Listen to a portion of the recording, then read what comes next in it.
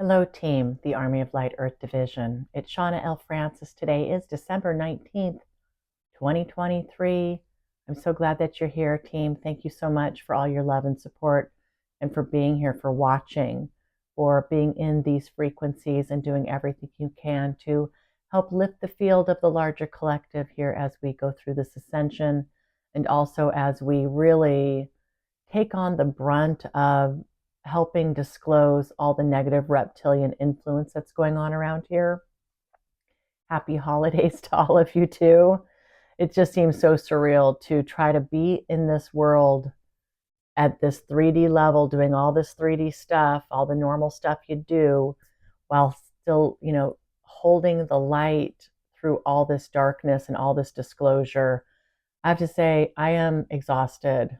This last 7 days has been super fun, super intense, so much going on. Actually, I have a friend staying with me from Texas.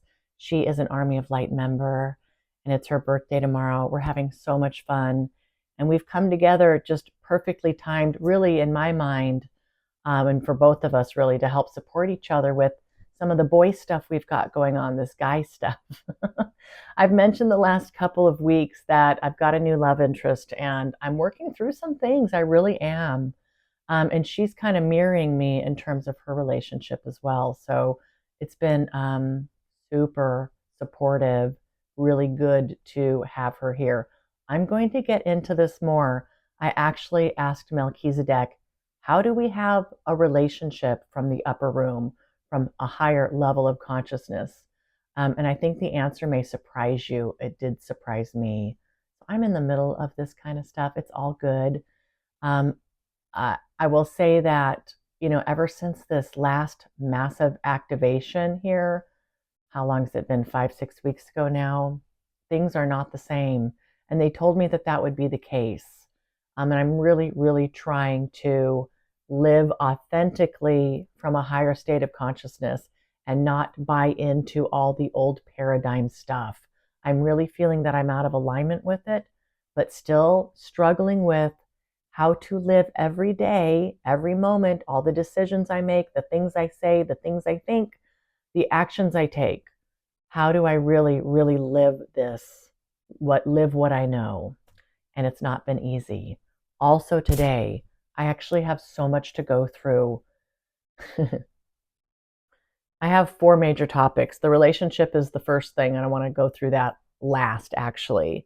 Also, I've had 2 major conversations with Melchizedek about the elite, the rich, the famous, the super, super successful folks on the planet, and whether or not they are under some kind of a negative reptilian influence. And again, for many of you, these answers are not going to surprise you. For me, it has been, even with everything that I know, it's still like a gut punch. I'm gonna go through a lot with that today. And then I asked them about the demons that are among us. And this came up with Cassidy Starr, the Light Renegades, Aleister Crowley once again. So I'm watching a lot of what she's putting out as I have time and the channeling that's come through. So Aleister Crowley said recently, oh yeah, there's demons all over the place, and they're in specific places. So I asked Melchizedek about this and they're like, yeah, and here's some information about what that is and what you can do. So I'm telling you, there are 13,000 words I want to go through with you today. So, I don't know if you want to watch this in stages. I sat down this morning to prep for this video, and I wanted to ask Melchizedek, maybe I break this into a couple of different videos, save some for next week. And what they came back was, all topics are appropriate for the field right now. All topics are appropriate for the field right now.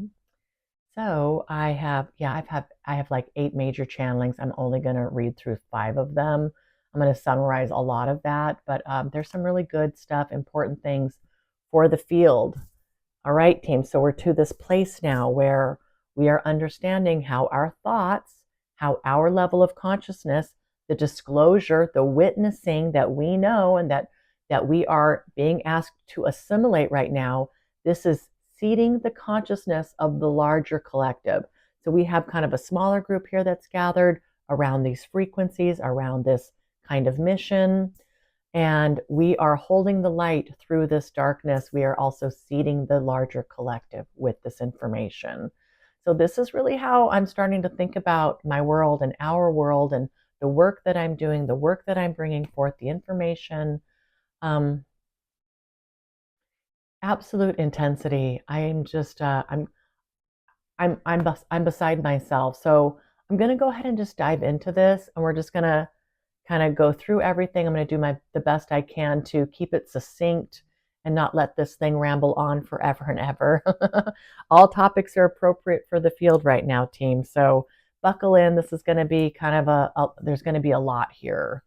Okay. So let's talk about the elites, the richest of the rich, the most powerful, successful, famous people that we have on the globe right now. And I've been pondering this for a while, and I've been kind of the last, I'd say, couple months just throwing it out kind of as I'm going about my day. Okay, Melchizedek, I'm ready to know what's going on here. What's going on with the reptilians and the Hollywood folks and all these other rumors. And, team, I would be the first to call anybody who talked about this crazy. And even the fact that I'm channeling this information and bringing it forward authentically through these guides, I still have a huge skeptical part of me. I mean, I had a lot of Q&A with the team about this. And I'm not sure I've been ready until just recently with this latest activation where my level with where my frequency is at, the level that it's at right now. I think I'm finally ready. And, toward the end of this first channeling, I'd said, well, what about the constituents? Are they ready? And they said, if you're ready, Shawna, to know, they are ready to know. And unfortunately, I wish I had news like that. Yes, this is going to surprise you, but it's really not going to surprise you. Okay, December 13th, 2023, Melchizedek. So I'd sat down with them and I asked, okay, team, I'm ready to know. Are basically anybody who's anybody in Hollywood and in the highest of leadership positions part of the negative reptilian regime's programs? The biggest names in film, our biggest athletes, our big movie producers, big record producers, people in politics, people, the richest of the rich of us, are they part of the negative reptilian program in some way? And I said, I'd have to think that there are some folks who could make it to the big leagues on their own accord. Like they've just been able, through hard work, determination, and talent, make it to the top of the top. Certainly there's got to be people who can reach that, or is that just being naive? And Melchizedek said, thank you, Shawna. And they said, we say this with the utmost sincerity. Are you sure that you want to know the answer to these questions? And I actually really thought about it. I took the time there and I paused the recording and I'm like, yeah, I'm ready.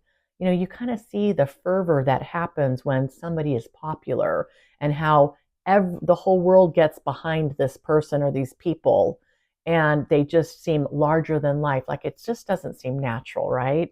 And how everything's coordinated, all the publicity that these folks get, it's just so all-encompassing.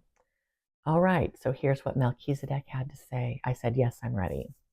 Okay then, dear one, the answer is yes, Shawna.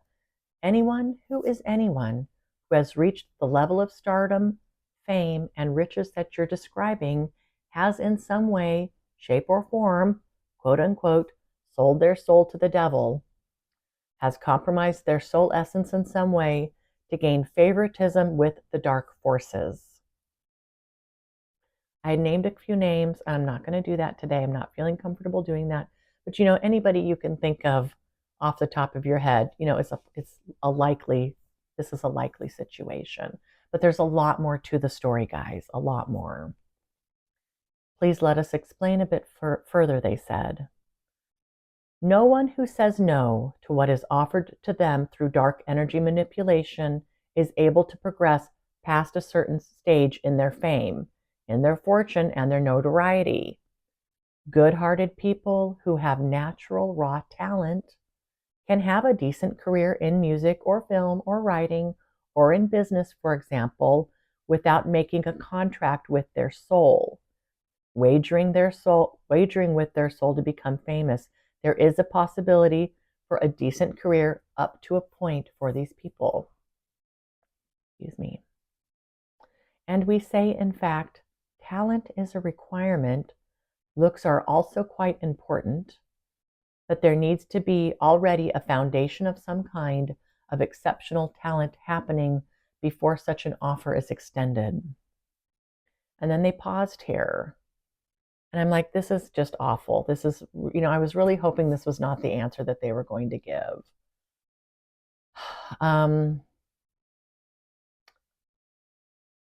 So I followed up here. I said, I imagine that, these people have worked really hard up to a certain point to get to this place where they're being offered this kind of a contract. And I bet you it's just almost impossible to refuse it, especially with whatever is going to be promised to these folks. I said, do they even understand what they're saying yes to? Or is that also naive? And they said, Shawna, this is correct. Very few people kind of know the direction that they're heading is going to be very dark, and very few, when they start on this path to stardom, understand and know the depth of depravity that will be required for them to progress past a certain point in their careers. Most are exactly as you describe, genuinely eager, optimistic, and positive people who are excited at the opportunity to reach levels of fame that are so alluring, especially to young people. All right. So they're not really understanding this when they say yes to this. And the Melchizedek really go into good detail here. Negative reptilian stronghold, Shawna. It's very deep and it's vast. It's called a stronghold for a reason. For most who say yes to the negative reptilian regime, they don't understand just how far they will be taken into the darkness in exchange for this fame and money. A person on the path of fame and stardom has likely spent many years already working very hard toward that goal, and they've had the best of intentions. Then they are slowly groomed and allowed glimpses of the dark side. It helps acclimate their fields, their minds, their systems to this possibility, to this support, if you will. And again, with Cassidy Starr from the Light Renegades, when she was channeling Brittany Murphy, and a lot of this kind of thing came up too. You can only get so far. All right. They said here, over time, a person's natural defenses against such darkness have been chipped away. Fears of such things begin to erode, and the person is left thinking, gosh, this won't be so bad. It's not that big a deal to say yes to the darkness. Look at everything that I will get in return. Can it be that bad? And Shawna, they said, it's such a quick blink of an eye moment that somebody says yes to the dark and they're in. It's the slightest head nod yes, and the agreement has been made. That person who said yes entered that agreement even with the slightest acknowledgement, then quickly forgets what led up to this agreement and how it actually went down. Very quickly, this whole thing becomes a blip in the memory somewhere, not a big deal. They may even scratch their heads and say, what just happened here? Unwittingly saying yes to something that is so deep and so big and so powerful. If they truly knew what they were signing up for, they would have never have even entertained the idea. But by then it's too late. So again, just let me paraphrase. All it takes is a slight okay or a slight, a head nod, and like they're in. You can't, if there's any hesitation at all, like, if you're kind of pondering it, if you're just slightly saying yes, like the deal is sealed. So, it's going to take somebody very firmly saying absolutely not, but if you kind of are wavering and are not sure and like, well, maybe, then you're in. They said here, once the agreement is cemented, that person feels a bit of an energy rush and an infusion of energy. This keeps this person vibrant, energetic, mentally alert, and hyper-focused. That agreement quickly becomes a long-lost memory, not anything that they stay focused on. There's too much to do. Things are starting to move. People come in and out of your life all of the sudden. You're shaking hands, you're making deals, you're getting noticed. Creativity starts to flow, new agreements are made, and the doors keep opening. So you feel different, you look different, you act different because you are different. Soon you find yourself in a world that's fairly unrecognizable from the one from which you came, but that world is a long lost memory as well. You're on the path to fame and riches. There's no looking back now.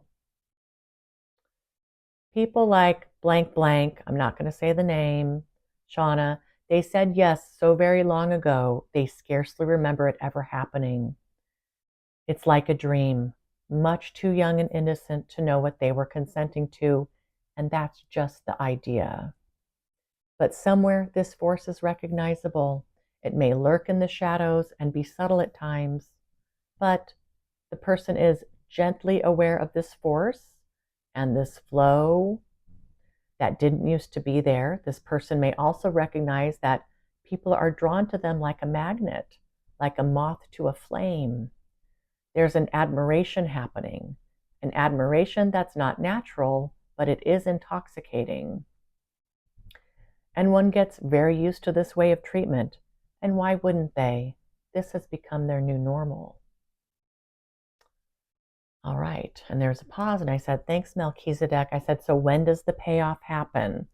When is the debt repaid? What happens?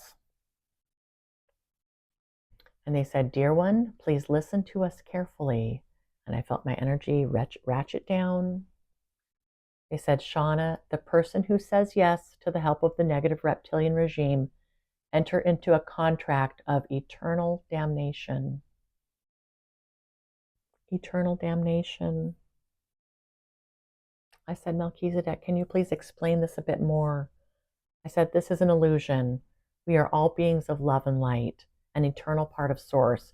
We have an oversoul, and these are specific aspects of our oversoul. Can you please describe how does this work, logistically speaking? I was just really blown away by this. Like, how can this be happening? How can this be actually true? How could this be allowed? And they said, Shawna, the aspect of the oversoul who says yes to such a contract is never to be released, to go back to the all that is after death as you would imagine. In a normal situation, the singularity of you, that aspect of your oversoul having a human experience, once the body dies, there is a reintegration back into the all that is, a resting period, if you will, and then plans are made for the next incarnation if one so chooses. This track of the singularity, or the aspect of the larger oversoul, is stolen in this situation. That does not become an option for an aspect in this kind of contract. The essence of an individual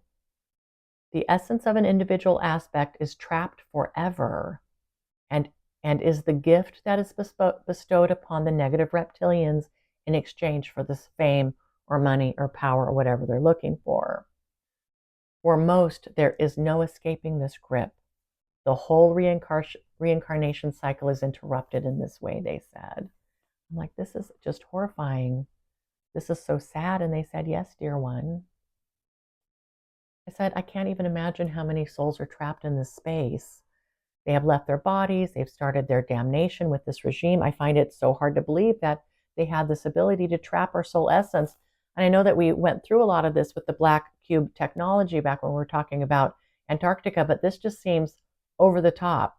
It seems preposterous that this could be allowed and that they'd have the ability to do this. I said, can you please comment? He said, Shawna, it's as if you are unable to awaken from a vast nightmare. The body is shed and the nightmare begins. And this is where that soul essence, that fractal of the oversoul, stays for eternity. There's actually quite a bit of focus and energy that does go into maintaining this void where the souls are kept. It's a huge part of the regime's focus, and it provides much needed fuel that helps drive the grip and the power that they that they can wield over humanity. This is just like a huge engine for them. They said, it's happening, Shawna, but it is not condoned. It's an egregious affront to humanity's free will. And while an individual may say yes to this contract, it's without full knowledge of what they're doing. It is an exploitation of innocence, and it goes against universal law. So it's very clear what they're doing is wrong. It is usurping our free will. It is not condoned. It's not allowed. And I said, thank you for that. I said, will the ascension finally release all of these souls back to their oversoul? And they said, yes, dear one.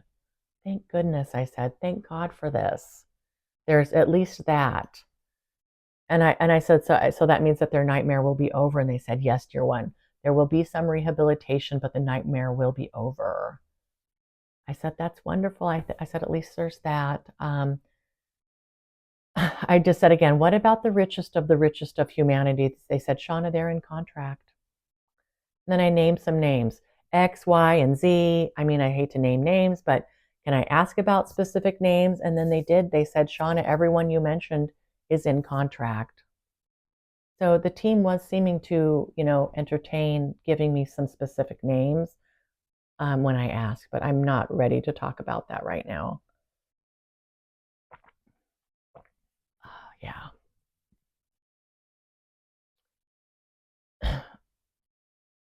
I said, and there was a couple that I asked, they said no. And so I said, well, okay, so back to what you said, there are opportunities for people to reach a certain level of fame without being in the contract. They said, yes, that's true. It's possible. And I said, okay, so Melchizedek, I said, what about the blood rituals? What about the sex parties? What about the satanic programs and everything that we talked about with the children?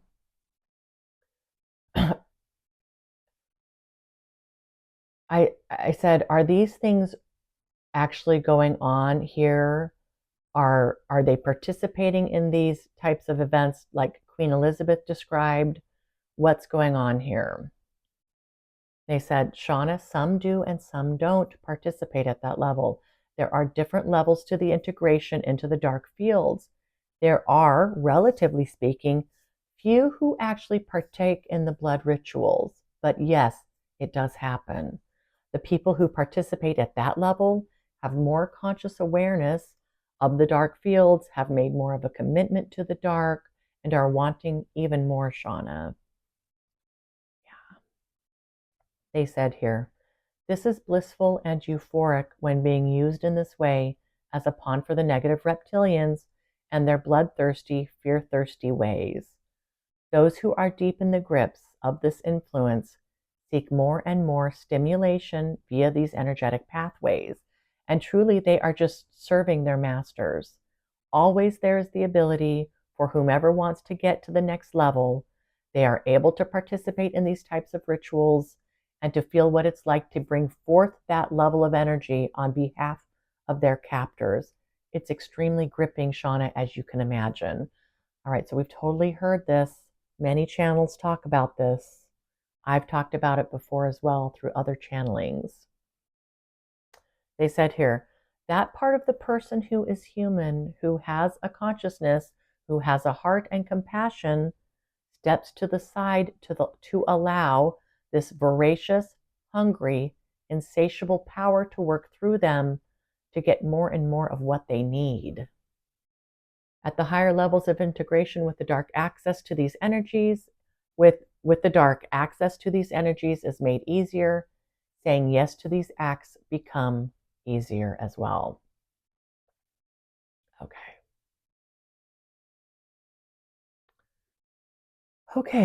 And I kind of had some more rambling with them. I'm going to try to paraphrase my next question for them. I just said, look at how obsessed we get with people who are famous. We practically worship these folks. It's like adoration, fame, idolization, of anybody who's famous, anybody who's rich, anybody who has power.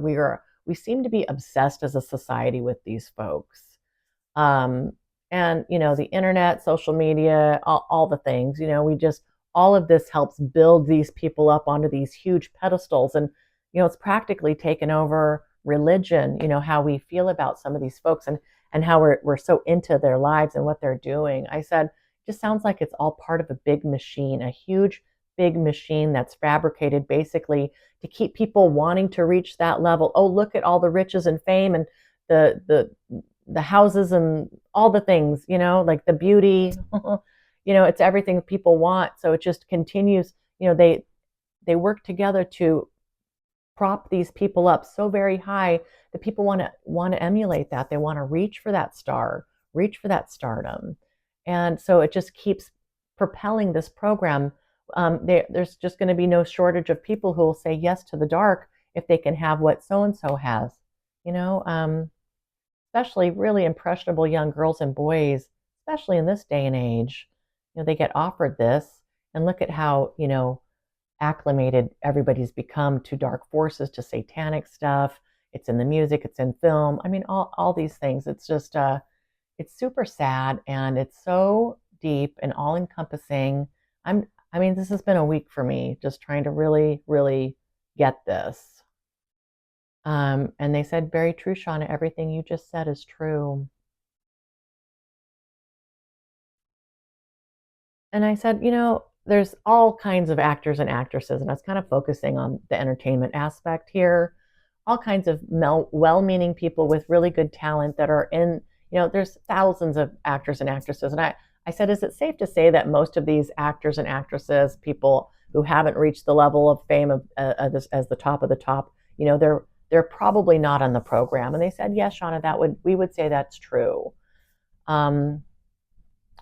It's when you're really getting up there, those folks are. For the most part, yes, they said there are exceptions. I said, okay, thank you. I said, I imagine this is different from the monarchy who have bloodlines, and those who are part of these bloodlines make them more susceptible to the master's eye manipulation that we talked about with Queen Elizabeth, that kind of control through the bloodlines. I said, this feels very different from that. And he said, that's correct, Shawna. Same regime, same overall goals, but different mechanisms. All right. I tried to ask about cloning, like cloning and with the elite, and they said we're going to save that conversation for another time. And I'm so glad that they did. All right, I named a couple more names. They told me yes or no, and I said, team, is there anything else you want to say about this or any other topic? This is probably an hour of channeling by the time this was done, or 45 minutes. They said, Shawna, the biggest thing we want you to be aware of is that your field is amplifying out on a massive scale. Please remember this at all times. This is why we are spending so much time with you doing energy work. We're helping you to maintain a large swath of energy here that's benefiting the planet and helping raise consciousness on a mass scale. Understand, Shawna, that you are holding keys to this power, that you are a beacon in this way. So please, as we discuss these things that are extremely heavy and difficult, challenging and upsetting, do not let those denser feelings and emotions linger in our white light. Let our strength carry you, dear one. Keep your angelic family close at hand and close at heart. Okay. That's the end of the first channeling. Okay, guys, are you hanging with me here? It's a lot. It's a lot. And the next day, I'm like, I had so many more questions for them. So I have another like 3,000 words here. This is December 15th, and more on kind of these soul contracts that these people have made with the negative reptilians. Okay. I started this channeling actually. I asked like, hey, we're really not working on the book much here. Are you waiting for me on the book? I've just been full of so many questions and had all this other personal stuff going on. I said, are we doing okay with this? Am I focused on the right things? How are we doing? You know, just kind of checking in. We love, and Melchizedek came right in. Shawna, we love you so much. We're so delighted to be working with you at this level. We care for you. We nurture you. We watch you as a parent would watch a child, with absolute adoration and unconditional love. We see you progress and mature and reach for the stars and push yourself and remain focused, yet going with the flow as a certain aloofness, but yet with focus. We see you trying so hard to balance everything that you have going on while maintaining a high vibration. They said, Shawna, we want you to know that your efforts are completely recognized and appreciated. We see you, Shawna. We see you and we know you. And while it may not be apparent at all times, know that we are with you at all times. There's not a minute that goes by that we are not connected, sleeping or waking, Shawna. Every moment you have is our moment. We are that deeply connected with you. All of that to say, they said, is to make sure that you understand that you're on the right path. You are fulfilling your mission with flying colors. You're on the right track. Everything you're doing is in alignment with the blueprint, with our larger plans, and with everything else that is in motion. Because of your ability to take one step at a time and let go of control, it allows us so much more flexibility and control on our end of how and where things should be going for the optimum outcome, or the highest timeline, if you will. So there would be literally nothing that we'd change, Shawna. Are you hearing this as we say this to you? They said, there's nothing here that we would change about what you're doing. Yeah, so it's nice to hear that when it gets so difficult and the information, you're just, not only am I integrating all this, but I'm, bringing it all to you in a very public way, so it's just really nice to get all those kudos from the team. And I extend that to all of you as well and everything you're doing. Like, I couldn't do this without you. I hope you all really know that. I said, I'm so happy. Thank you. Thank you for that, Melchizedek. And I said, I really do feel loved and nurtured and protected at all times. I appreciate your feedback. I said, okay, let's talk more about the Hollywood elite, the richest of the rich, the most powerful, getting into these contracts with the negative reptilian regime, really not even knowing what they've signed up for. I said, how could this, I'm like, we don't ever hear about this except through channels like this. Like, it really hasn't hit mainstream yet that this is going on. I mean, these are crazy people like me talking about this. Certainly it's not being taken seriously. I said, I imagine that, the media is really trying to control anything that comes out about this. So it's going to take alternative channels on YouTube. It's not ever going to come out in mass media, right? But I'm just like, do they talk amongst themselves about this? Do these folks that are super rich and powerful and famous ever get together and say, hey, did you take the contract? And I'm like, yeah, I did. And so I just want to know, this just seems so absurd. Like, how, is anybody talking about this? I said, please help me understand how this could be so deep and widespread, and there's practically no knowledge of this. I said, it's starting to come out, but still. And Melchizedek had this to say. Thank you, Shawna. These are all excellent questions, and we realize that this is absurd. Look at what's been going on here. Look at how deep the influence goes. It is your normal. You don't see it, but it's plainly in front of you. That's part of the issue, the normalcy around it. It is that prevalent. So much goes unquestioned. The bravest of the brave who rise up and are brave enough to question this, to bring this information forward. Yes, Shawna, their lives are impacted by this kind of disclosure. This is a difficult path for those who know the truth. And dear one, it will be tough for you too. But we're here, and you have everything you need to be absolutely successful for this part of your mission. I said, okay, I'm ready. I just would like to understand it more. There's going to be so many questions around this and so much resistance. And I want to fill in the gaps. They said, so Shawna, there's not much discussion that happens on a day-to-day basis among those who are in this contract with the negative reptilians. It is that far removed from people's consciousness. Once that deal is consummated, it very quickly recedes to the background of people's consciousness. And then they get very wrapped up in all the fortuitous events that catapult them to where they want to be. They've become very entrenched in their lives, their careers, and the happenings Not much thought is given to the agreement that was made. They may not even be associating the incoming good luck and successes to that agreement. Many don't make that connection. Can you imagine that, team? What's so great about that is, truly we can still shower all beings, all people with love, unconditional love, and non-judgment, knowing that this is the case, knowing that this is how it's going down. I said, is there anything that anybody can do once they're in a contract? Is there anything that can get you out of a contract? And there's a long pause there. And they said, Shawna, there is a way. We're discussing it internally because we don't want to give a false sense of hope. But yes, in very specific circumstances, an aspect may leap out of this contract, if you will, and it almost always means certain and swift death for that soul leaping out of the contract. I don't think it's death for the soul as much as it is death for that aspect of the soul.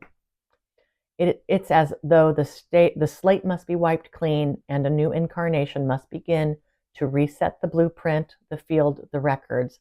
This takes an almost extreme intervention from Source itself for this to happen. They said, Shawna, there must be a deep awareness of the agreement and a deep sincerity to want to leave it, to join the light. And then these wishes must be granted. One must be aware of the consequences of such a dispensation. And I asked them about the energy. It's like I could see the parallels between these opposite ends of the spectrum. I said, these people make these agreements with the dark, and then there's this influx of energy that comes in and it lights them up, right? They are focused, they're moving and shaking. And there's euphoric bliss that comes with this energy. I said, it sounds like a lot like the light, like the blissful euphoric energy that I feel, or some of us have felt while working on behalf of the light, working with these higher dimensional frequencies, Kundalini awakenings, if you will. Or that, I'm like, can you talk a little bit more about how the energy is different or the same?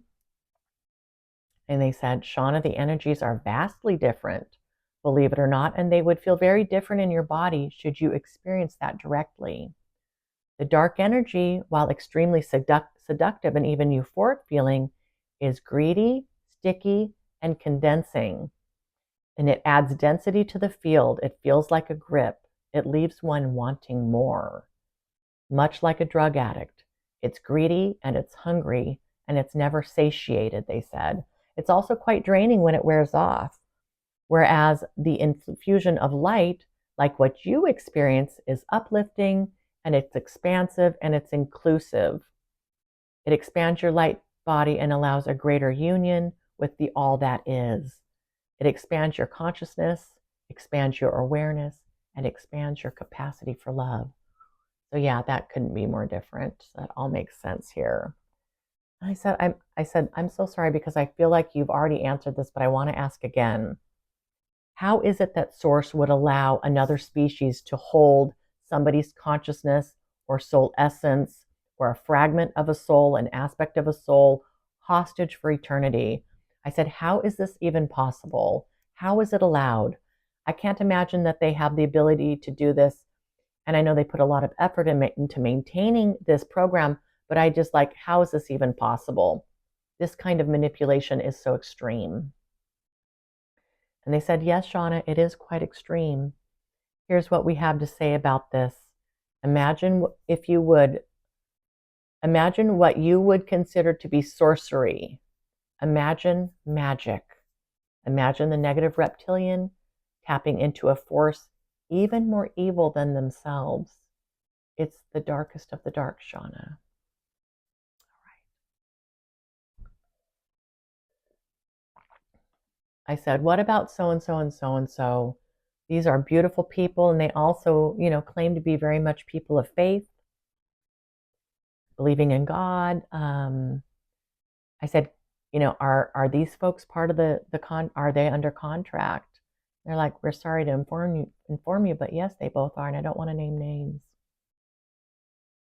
And I just was still just trying to get to the crux of this. I mean, I said, how much help are we talking about? Like, how much help do the negative reptilians, the dark forces, when somebody says yes to this kind of a contract, how much is coming in that, is not anything that they're creating? Because I feel like these folks can be extremely beautiful people, beautiful hearts, open hearts, do it very smart, very talented, creative, um,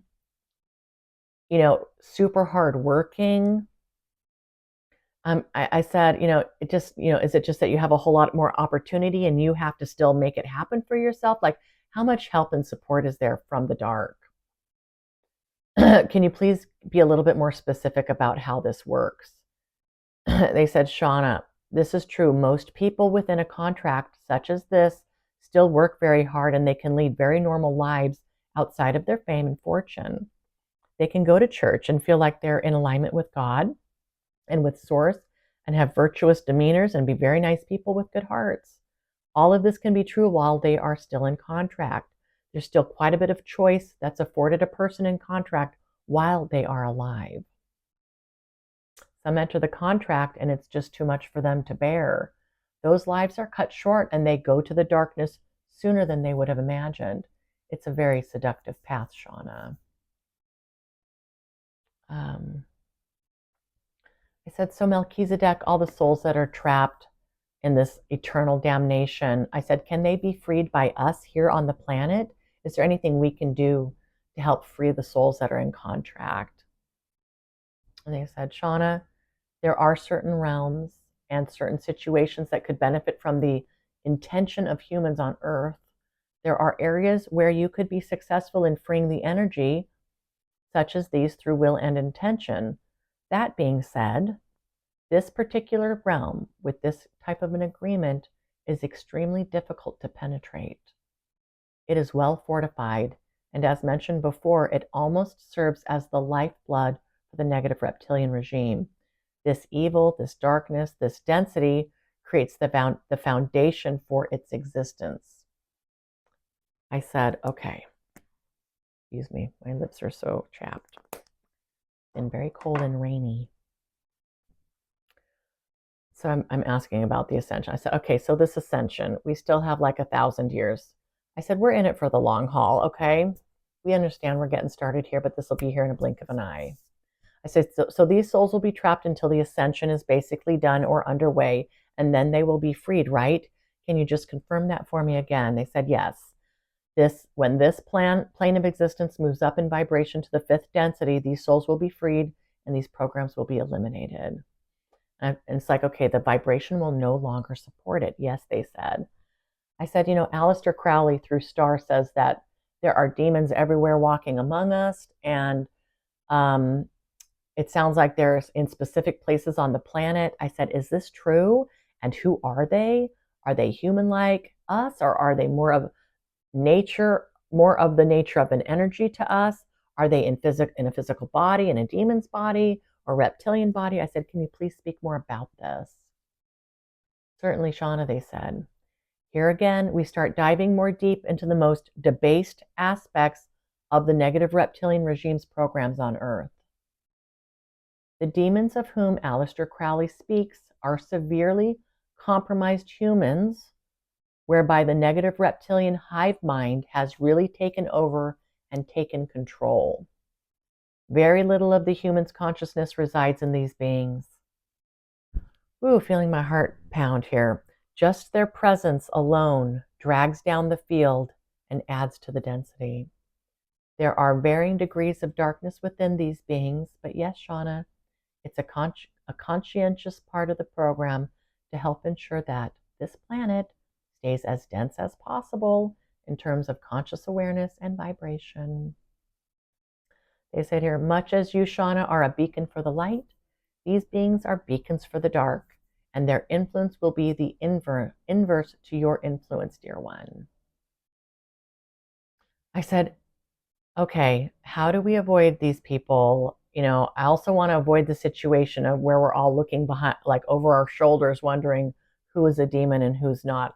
I said, what do we do should we encounter one of these beings? They said, Shawna, the energy that they exude cannot impact a person who's in the light. Energetically, it's not possible. You may sense that there's something off about a certain person's energy or the energy of a place, but only through choice and free will would you allow your field to be impacted by that field. And they said, let us explain further.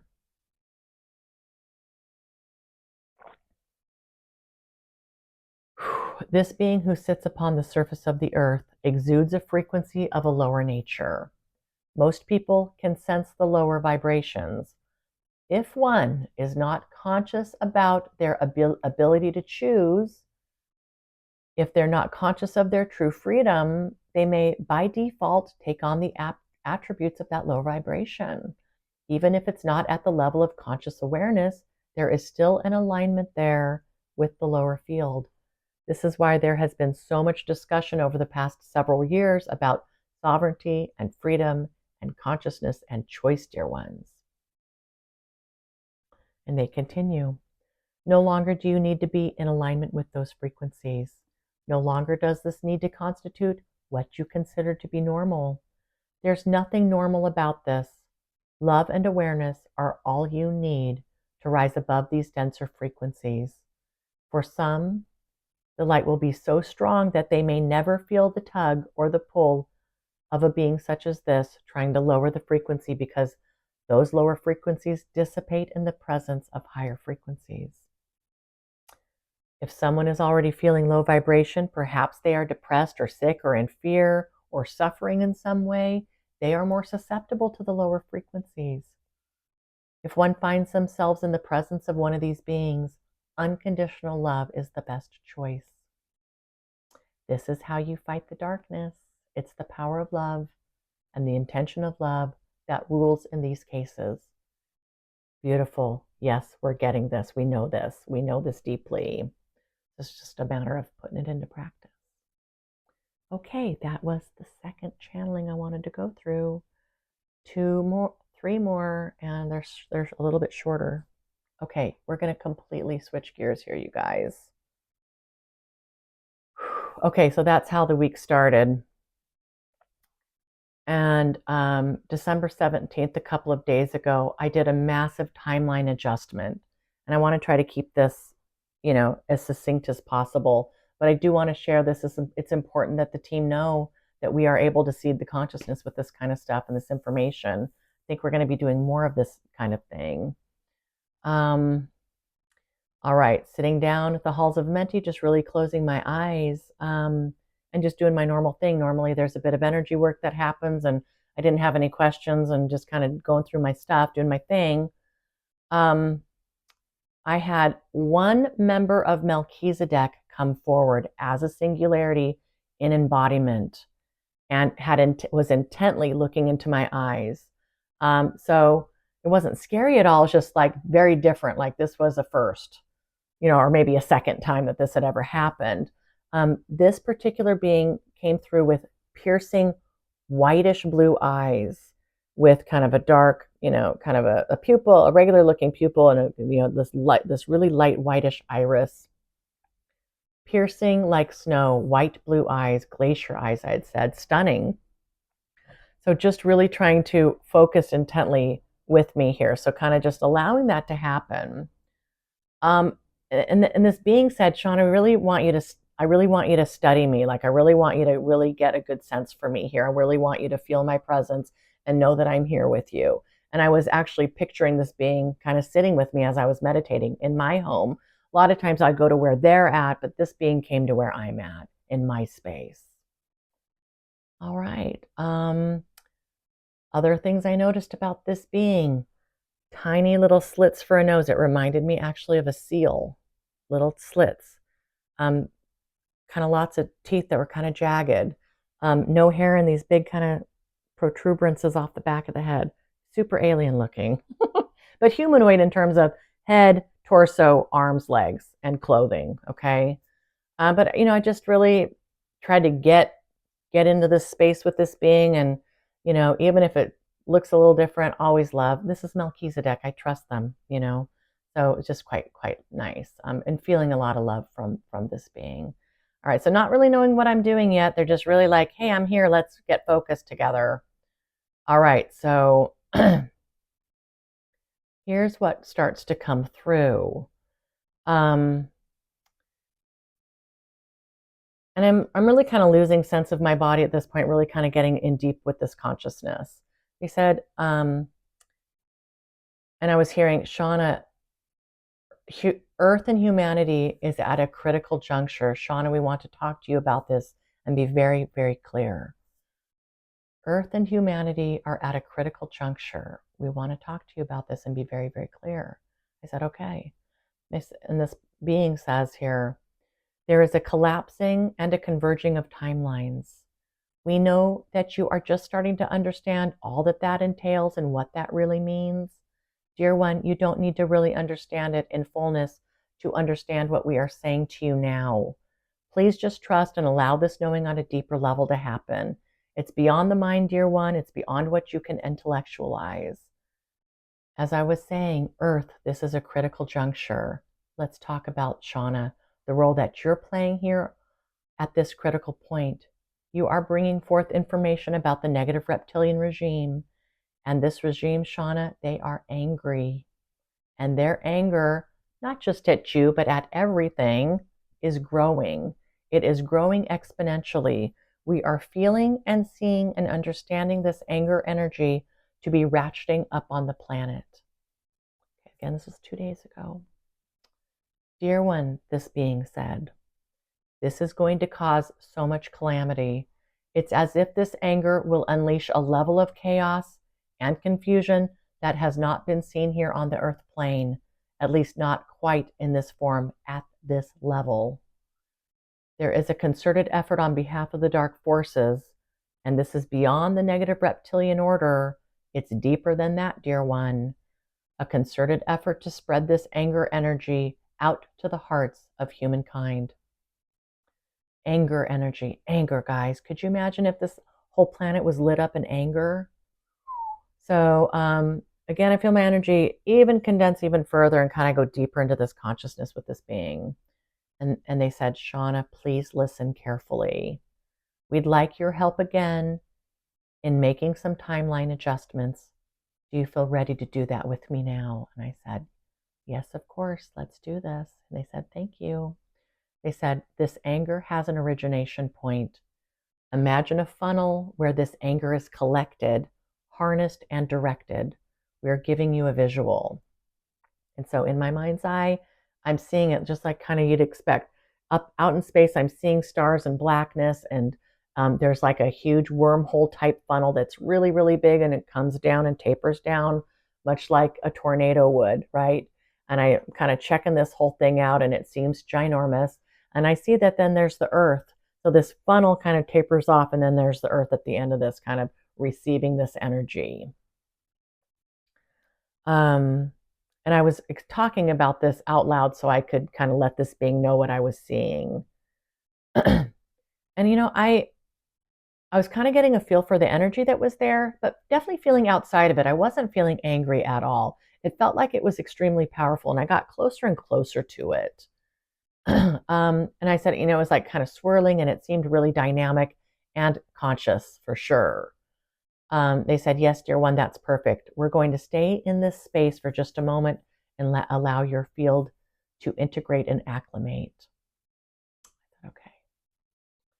And a few minutes went by. They said, Shawna, just you witnessing this changes the field. You of the light, with the power that you bring, witnessing this field alters it.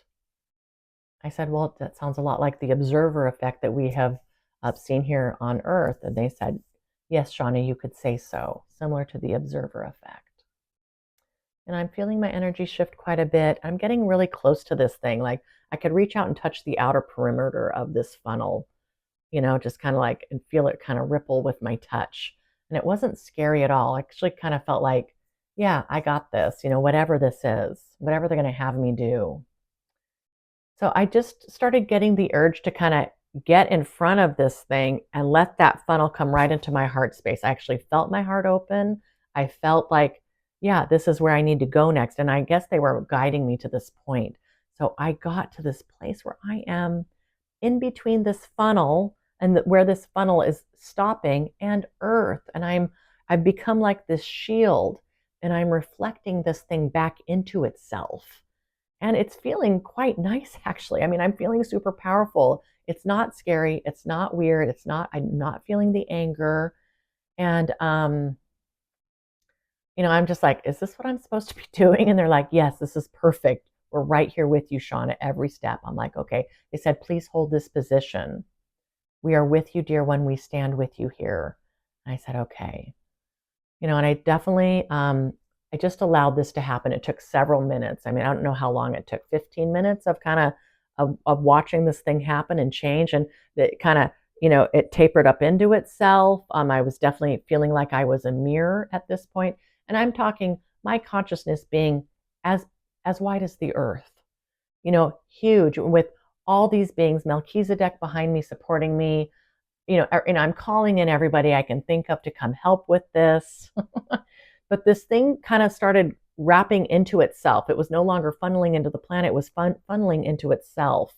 And I was definitely feeling like this is a true interruption of this flow. And then I started hearing and seeing weird stuff come out of this funnel, out of the bigger part of it. Like I was upsetting whomever was a part of this, but it definitely felt like it was collecting this type of energy into this flow. So it was kind of reaching out into the cosmos and collecting that kind of energy. So I helped what seemed like, reverse this thing into itself. And they weren't happy about that. And I just start really sending love, and we were just all sending love into this vortex.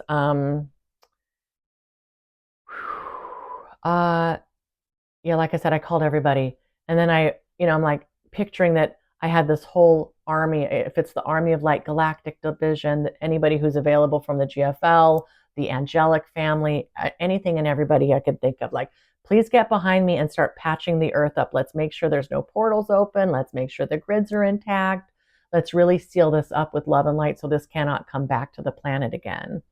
And then after a while, I don't know, maybe 20 minutes of doing this thing came in and just coalesced into this super dense black ball, like a pewter ball or a hematite ball of some kind. And I just was holding this whole vortex and all the anger and all the consciousness into this dense ball. Like it could fit right here if I was this size. So it's like kind of this thing I had in my hand, like, okay, I'm not really sure what to do with this now, but it just reminded me like of a scene out of a movie. Like, okay, now we've got this thing that needs to be protected and hidden, so you can't unleash the technology that's going to allow anger to funnel onto the planet. It's just, I know you guys get it, but it's just the stuff. Like I'm like, what is my world? What is going on here? But again, in that moment, it felt really natural and like, yeah, this is how I'm going to do this. And I'm like, I guess I'm going to see what the team wants to do with this thing now. And they said, this is excellent, Shawna. This is wonderful. You did a wonderful job, Shawna. This is Melchizedek. Please hold for instructions. I'm like, okay. I'm kind of like waiting here, like, what do I do with this thing? And while I'm holding this, I'm just imagining, like a laser beam of love coming out of my heart. And I'm trying to like just infuse this thing with light. And then basically Melchizedek took this ball from me. They said, Shawna, this is excellent. It's more than we could have even wished for this exercise and this timeline adjustment. You've just done a huge service to humanity, Shawna. You've interrupted something quite incredible and quite powerful. Yay. Okay, good. And they're kind of like bending over and kind of giving me a bow. I'm like, oh, I can't stand that. Please don't do that. It was nice to have that done. So I gave the ball to them and they took it. All right. So that was basically what happened there. I will say briefly to wrap this up, the next day in meditation, that ball came back up. So it's like all of Melchizedek, myself, this ball in the center. And I watched as this thing turned into more like a pearl. It's like we transmuted whatever anger and density was in that and made it more of light. And this hematite silverish ball became a pearl, white pearl. So I don't know what else will go on with that, but that basically seems done. Okay. Okay, so we're an hour in, I still have a few things to talk about. Excuse me, team. Okay, this now completely switching gears once again. So I'm really trying to get a good handle on how to be in a relationship, how to relate to others, how to date, how to share love from the upper room, from this new place that I've reached, from this higher state of consciousness, high vibration, unconditional love. How do I really put this into practice? It's like all of these incredible things are happening in my world, but like around relationship, this thing still needs work. Like I am still holding on to old paradigm here, old ways of thinking, ways of, relating to others out of fear, out of lack of self-esteem, lack of whatever, that lack of affection or love, whatever that may be. I mean, I've been working on this for weeks, just trying to be chill here and go with the flow and not get wrapped up. It's been really quite interesting. And like I mentioned before, I've got a beautiful friend here and we're helping each other because she's kind of got the same kind of thing going on and we're both the same age. It's her birthday tomorrow. So we're just like, we're doing it up. We're having so much fun, but lots of girl talk, lots of talk about what's going on here and bouncing ideas off of each other. And I'm kind of embarrassed to say this, but Melchizedek actually has assigned me a new guide specifically for like my love life, just so I can, like, they're kind of focused on the bigger picture stuff and matters of the heart they don't normally comment on. But I have a new guide now that's come in, and she's wonderful, and she is like my friend from the other side who has so much wisdom and knowledge of me and what's going on and what is the detritus in my field that's keeping me from shining my light and love and being in the upper room and the upper octave at all times. So it's just been, man, I'm frustrated. I've been a bit frustrated with myself, but truly giving myself all kinds of love and patience and all the things that we want to do with ourselves. But it's like, here we go again. So, and I've asked this new guide if she would be open to answering questions for all of you, or, if I hosted kind of a Zoom meeting, and she says, I'm not ready for that. No, like, we'll keep focused on this for now, Shawna. But I'm working on this stuff for everybody. Okay. So, basically, I finally just asked Melchizedek, this was December 16th, how do we have a relationship from the upper room? Especially when we're connecting with people who may have no concept of higher consciousness or what the upper room might be. How do we, I said, do you have any advice for me, for us, anybody who is trying to maintain a relationship, build a relationship, be in relationship from the upper room? No fear, unconditional love. And they said, this is Melchizedek. Thank you, Shawna, for the question. We actually feel this is a great question, and it's not something we have addressed directly in the books thus far. When one finds themselves operating from the upper room, we will say for most of the time, if not all the time, at least that's somebody's intention, the idea of control or influence or lack, fears such as these are not present, dear one. They don't come into the equation. So one may try to be in the upper room while still trying to maintain a relationship from a higher state of awareness. But when one is truly in alignment with the higher frequencies, operating in fullness from the higher octaves, these things are simply not present. So it's all coming down to fear here, really. And of course it is. And these are the things that we have to shake off to make sure that we keep progressing to the next levels, higher levels of consciousness. As light workers, this is of supreme importance, our vibration. So I can't be in the upper room for some of my life. I have to be up here. I get to be up here for all parts of my life. And what does that mean in actual action, behavior, thoughts? How do I actually live that every day?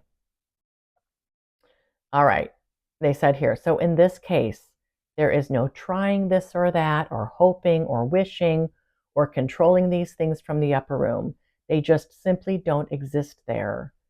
If one finds themselves struggling with these concepts, such as yourself, Shawna, it means there's more work to do in terms of bringing forth absolute unconditional love that is the natural state of operating at that level.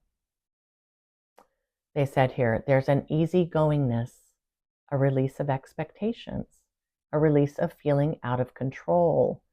There is no lack here. There is no deficit. There is a level of acceptance that transcends the mind. And there is a level of love that transcends the mind. Where humanity gets themselves into trouble is to always try to deal with matters of the heart from the mind, from the ego, and where the ego plays in the realms of requiring safety, predictability, and comfort, oftentimes love cannot be contained in those ways. Yeah. It could be that possibly there is an exchange being sought. An exchange is different from giving love unconditionally. The heart may give unconditionally, but the mind will look for an exchange. And when the exchange is absent, fear kicks in. Yeah, I've been dealing with this. When one truly knows themselves as completely whole and loved and valued just as they are, without receiving any of that from the outside, a person comes more easily in alignment with the true self, and thus the upper room, dear one. If you're looking for an exchange, you'll not find it in the upper room because an exchange is not required there.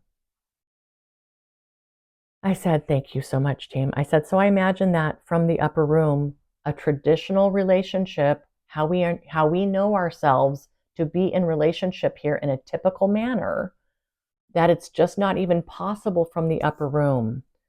I mean, I'm talking guys, more from what I know here being a female at this age in the United States with this type of society, these norms and these things, and, all the history here, the conditioning. So this is what society expects out of a relationship here. It's pretty well defined. They talk a little bit about this. I said, I feel like there's no way to really have a traditional, quote unquote, traditional relationship in the upper room. It sounds like it just has to be completely reknown and retooled from this place with no fear. And they said, Shawna, yes, we would agree with this. Your relations are very much steeped in tradition, in societal norms and expectation. The traditional relationship has been formulated over centuries, and there is quite a strong agreement within your society for what a traditional relationship looks like. When one seeks to recreate the world anew from the vantage point of love, unconditional loving unity, these old ideals should be examined. What you can do, Shawna, is bring consciousness into the equation. Being conscious of what it means for you to be in relation. Being conscious of old programming, old expectations, old fears. Just like with anything, dear one, they said, shine a light and be brave to see what the light illuminates. And you're doing this, dear one.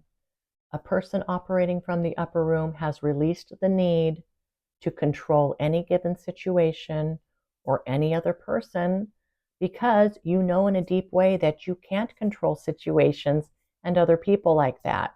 It's a farce. It's simply not possible. The ego's way of controlling and manipulating situations does not operate from the upper octaves.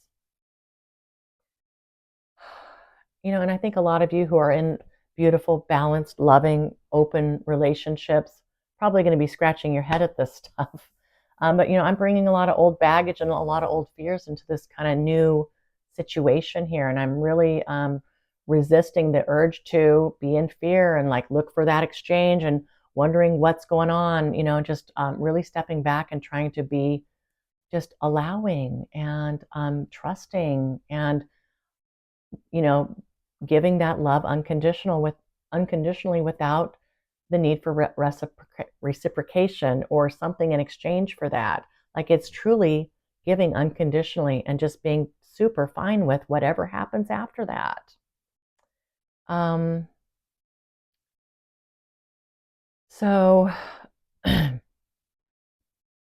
me see if there's anything else here that I have not already said. Yeah, I mean, they're really just saying this is a beautiful opportunity for you to consciously examine your belief systems and consciously make choices that keep you in alignment with unconditional love. And we'd say, to put a finer point on it, It's not so much about giving unconditional love as it is just being unconditional love, exuding that, embodying that deeply, Shawna. And this is because it is your natural state. It's always flowing, it's always on, and it never runs out. But okay, I said thank you so much. That's beautiful. All right. So there you go, kind of what I'm dealing with on top of all this other stuff. And it really is a beautiful opportunity to really test myself, and being in this state of unconditional love, and just no matter who that is or what's going on, just being in that place and not being fearful, just letting go and letting the flow happen. So I was still dealing with this this morning. And I'm going to wrap this up, just a few minutes on this. The same being from Melchizedek who connected with me before that timeline adjustment with the really light whitish blue eyes came back this morning, because I was in quite a state just trying again to integrate all of this. It's been one of these weeks. And the message that they were saying was, Shawna, we really want you to just let go of these human attachments. Let go of these human attachments. They said, like, can you just let go of all these earthly attachments? Can you step away from all that? And, that really made me sad. That feels like an old friend. It feels like, this is, it's just such a big part of who and what we are on the planet, being in relationship with other people, like, and having these things kind of flow a certain way. We're attached to these things, and I didn't realize I was so attached to these things until I'm really being tested here. But really, this is what this being wanted to talk about. Like, Shawna, can you release these human attachments? Like, we need you to join us here. And I know that this is the shift that's needed for me to really be happy and to really be living from a higher state of consciousness. And I know that this is my natural state, but it's just like letting go and allowing. And here's, they're like, we're taking you to new heights here, Shawna. We're taking you to new places. Please be here with us. Please trust. They said there's no room for sadness, dear one. There's no room for fear and insecurity. Let go of the need to fight for control, fight for what you think you want, what you think you need from an ego perspective. Try to let that go. Let's just be very present for yourself, Shawna, in unity with all that is.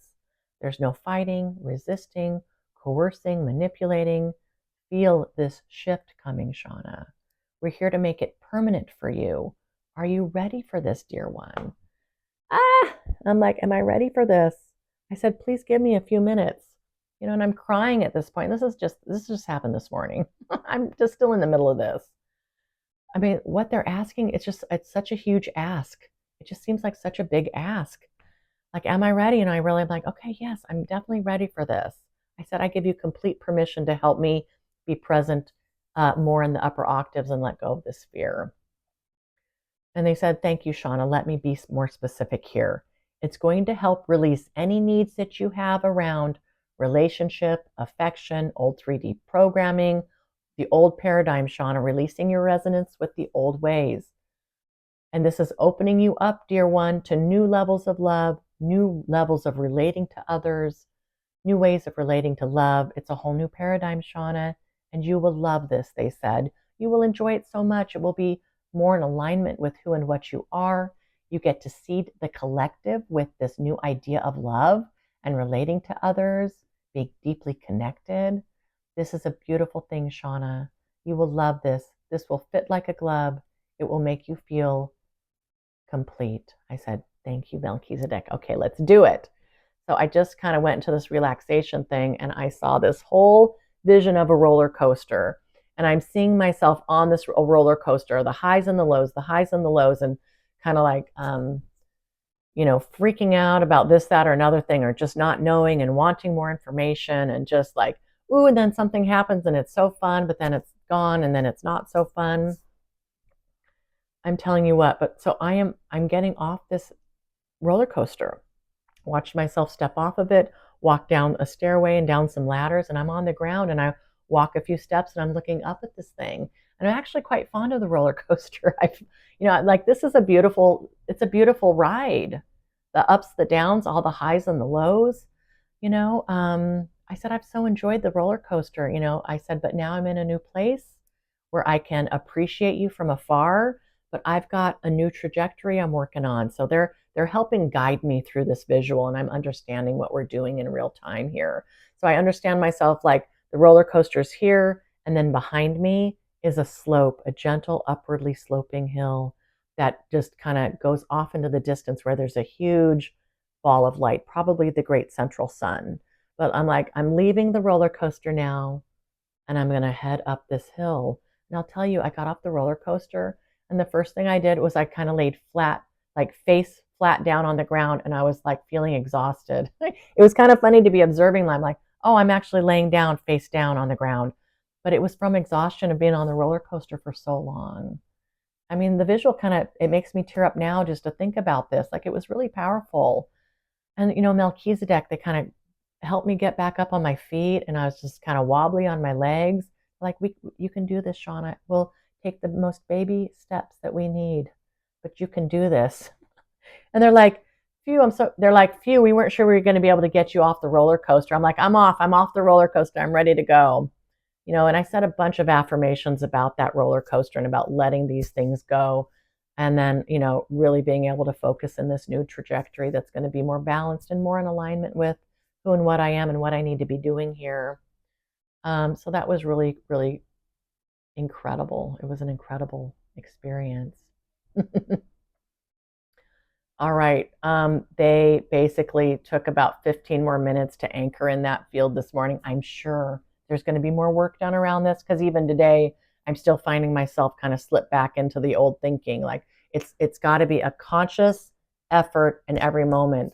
I have to kind of retool how I am approaching the idea of being in a relationship or what that might be to start a new relationship, where I want to be with that, where I want to go with it. And there's still so much I'm not sure about, like where my heart's at and what do I really want? What do I really need? And then really just absolutely honoring and respecting where the other person is at and giving them all the space that they need. We're all going through this ascension. Our partners are going through these higher frequencies, whether they are aware of it or not. Everybody is being impacted by this, and it's got us a little bit off kilter, a little bit overexcited, a little bit, freaked out about things. These energies are impacting everybody, whether they're conscious of it or not. So just so much love, so much patience, so much space, respect, and honoring that's the best thing that we can do. And just letting go of any expectations. I hope that's helpful for some of you out there. I'm going to wrap this up. This has been a long, long video. I appreciate you being here. And if you made it this far, thank you. Thank you so much for being here. I love you all so much. Okay, team, happy holidays. Merry Christmas if you celebrate that. I guess I'll be talking to you after Christmas.